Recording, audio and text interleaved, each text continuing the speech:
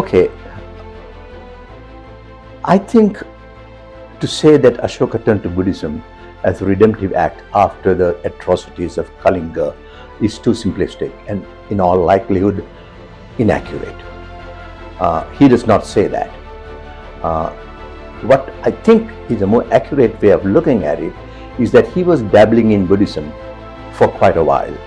And it was natural for people of that time in that location, which is what is today Bihar, to experiment with various kinds of new religions that were emerging at the time. There was Jainism, there were the Ajivakas, and there was Buddhism, which was probably the most successful of the several ascetic religions that were emerging at the time. What he says actually is that he was a Buddhist, so-and-so Buddhist, but and then he became an Upasaka, as he says, but he was sort of a so-so Buddhist. He wasn't very devout. And it was 2 years after those initial forays into Buddhism, where he said he went to see the Sangha. Sangha is the Buddhist monastic order, maybe a single monk, maybe several monks. After which encounter with the monks, he said he began to strive. The word is very important, the strive.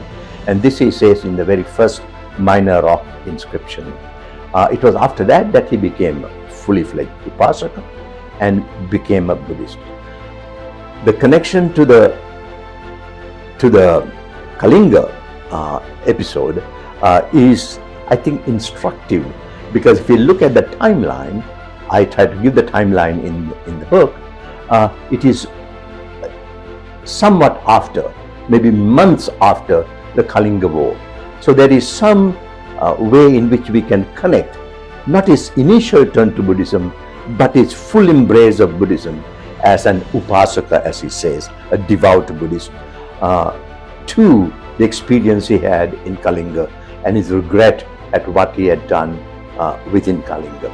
So I think there is some connection to that, but not, I do not think, and Professor Romila Thapar had said this 50 years ago, we cannot see a causal connection between the atrocities of Kalinga, the war in Kalinga, and his turning to Buddhism.